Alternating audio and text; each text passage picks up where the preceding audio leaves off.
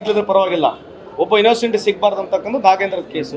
ನಾಗೇಂದ್ರದ ಕೇಸ್ನ ನೀವು ಸರಿಯಾಗಿ ಸಮರ್ಪಕವಾಗಿ ಅರ್ಥ ಮಾಡ್ಕೊಂಡ್ರೆ ಅದಕ್ಕೊಂದು ಅವಕಾಶ ಅಪೋಸಿಷನ್ ಅವ್ರು ಕೊಟ್ಟರೆ ಚೆನ್ನಾಗಾಗತ್ತೆ. ರೀಸನ್ ಯಾಕೆ ಹೇಳ್ತಾ ಇದ್ದೀನಿ ಅಂತಂದರೆ, ಇರ್ತಕ್ಕಂಥ 20 ಅಕೌಂಟ್ಗಳು ಒಂದೇ ಬ್ಯಾಂಕಿಗೆ ಹೋಗ್ತವೆ. ಅದರ ನಾಗೇಂದ್ರ ಹೆಸರಿಲ್ಲ, ನಾಗೇಂದ್ರ ಇನ್ವೆಸ್ಟಿಗೇಟ್ ಮಾಡಲ್ಲ. ನಿಮಗೆಲ್ಲ ಮಾಹಿತಿ ಇದೆ, 184 ಕೋಟಿ ಒಂದು ಇಂಟ್ರೆಸ್ಟ್ ಅಮೌಂಟು ದುಡ್ಡು ಒಂದೇ ಬ್ಯಾಂಕಿಗೆ ಹೋಗುತ್ತೆ. ಒಂದೇ ಬ್ಯಾಂಕ್ಲಿಂದ 18 ಅಕೌಂಟಿಗೆ ಹೋಗುತ್ತೆ. 18 ಅಕೌಂಟ್ಲಿಂದ 630 ಅಕೌಂಟಿಗೆ ಹೋಗುತ್ತೆ. ಇವೆಲ್ಲ ಅಕೌಂಟ್ಗಳು ಕರ್ನಾಟಕದಾಗಿಲ್ಲ. ಈ ಖಾತೆ ಏನು, ಈ ಇಲಾಖೆ ಖಾತೆ ಯಾವುದೇ ಬ್ಯಾಂಕ್ ಅಕೌಂಟಲ್ಲಿ ಓಪನ್ ಆಗಿದ್ರೆ ಫಲಾನುಭವಿಗಳಿಗೆ ಪಟ್ಟಿ ಅಷ್ಟೇ ಕೊಡಬೇಕು. ಅವರು ಬ್ಯಾಂಕ್ನವರು ಆ ಫಲಾನುಭವಿಗಳ ಪಟ್ಟಿಗೆ ಅಷ್ಟೇ ಟ್ರಾನ್ಸ್ಫರ್ ಮಾಡಬೇಕು. ಯಾವುದೇ ರೀತಿಯ ರಿಕ್ವೆಸ್ಟ್ ಬೋರ್ಡ್ಲಿಂದನೂ ಇಲ್ಲ, ಸಚಿವರಿಂದನೂ ಕೂಡ ರಿಕ್ವೆಸ್ಟ್ ಇಲ್ಲ.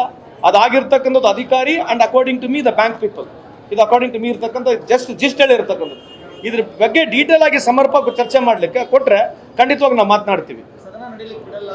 ಅಲ್ಲ, ಯಾಕೆ ಬಿಡಲ್ಲ ಅಂತಂದ್ರೆ ಬೇರೆ ಗುರ್ತಾಗತ್ತಲ್ಲ. ನಾಗೇಂದ್ರ ಅವ್ರ ಬಗ್ಗೆ ಈಗ ನಾವು ಮಾತನಾಡಿದ್ರೆ ಸಂಪೂರ್ಣ ಅವ್ರೇನು ಪಟ್ಟಿ ಹಚ್ಚಿದ್ರು, ನಾಗೇಂದ್ರ ಅವ್ರ ಬಗ್ಗೆ ಏನು ಮಾತನಾಡಿದ್ರು ಅದ್ರ ಜನಕ್ಕೆ ಗುರ್ತಾಗುತ್ತೆ.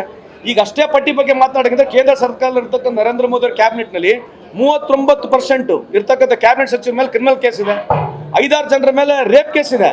ಇದ್ರ ಬಗ್ಗೆ ಚರ್ಚೆ ಮಾಡಲಿಲ್ಲ, ಯಾಕೆ ಮಾಡಬಾರ್ದು? ಈಗ ನಾವು ನಾಗೇಂದ್ರ ಡಿಫೆಂಡ್ ಮಾಡ್ಕೊಂಡು 2 ರೀಸನ್ ಇದೆ. ಒಂದು, ಯಾವಾಗ ಚಾರ್ಜಸ್ ಬಂತು ಈ ರಿಸೈನ್ ಮಾಡಿದ್ರು. We should really appreciate Nagendra ಈ ವಿಷಯದಲ್ಲಿ. ಯಾಕಂದರೆ ಯಾವಾಗ ಚಾರ್ಜಸ್ ಬಂತು ರಿಸೈನ್ ಮಾಡಿದ್ರು. ರಿಸೈನ್ ಮಾಡಿ 18 ತಿಂಗಳಾಗಿದೆ. ಫೆಮಾ ಬಂತು, ಫೆರಾ ಬಂತು, ಇಡಿ ಬಂತು, CBI ಬಂತು, SIT ಬಂತು. SIT ನಲ್ಲಿ ಅವ್ರ ಮೇಲೆ FIR ಇಲ್ಲ. ಈಗ ನಿಮ್ಮ ಪ್ರಕಾರ CBI ನಲ್ಲಿ ED ಕೇಸ್ ಇದೆ. ಎಸ್ ಗಾಟ್ ಎ ಬೇಲ್ ನಾವು.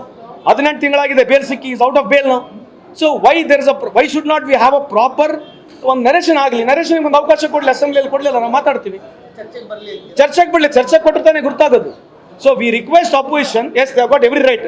ಬಟ್ ನೀವು ಇದೇನು ಹೋರಾಟ ಮಾಡ್ತಾ ಇದ್ದೀರಿ ಬಹಿರಂಗ ಚರ್ಚೆ ಕೊಡಿ. ಯಾಕಂದ್ರೆ ಲಾಸ್ಟ್ ಟೈಮ್ ತಾಸುಗಟ್ಟಲೆ ನೀವು ಮಾತನಾಡಿದಿರಿ. ಈ ವಾಲ್ಮೀಕಿ ಹಗರಣದಲ್ಲಿ ನೀವು ತಾಸುಗಟ್ಟಲೆ ಮಾತನಾಡಿದಿರಿ. ಸರ್ಕಾರ ಇದೆ, ಸಚಿವರಿದ್ದಾರೆ. ಸೊ ಒಂದು ಅವಕಾಶ ಕೊಡಿ, ಏನೇ ಆಗಿದೆ ಅಂತ ಹೇಳಕ್ಕೆ ಅವಕಾಶ ಕೊಡಬೇಕು ಬೇಡ. So that's why request, humble request ಇದೆ ಅಪೋಸಿಷನ್ ಅವರಿಗೆ, ಒಂದು ಅವಕಾಶ ಕೊಡಿ ಸದನದಲ್ಲಿ.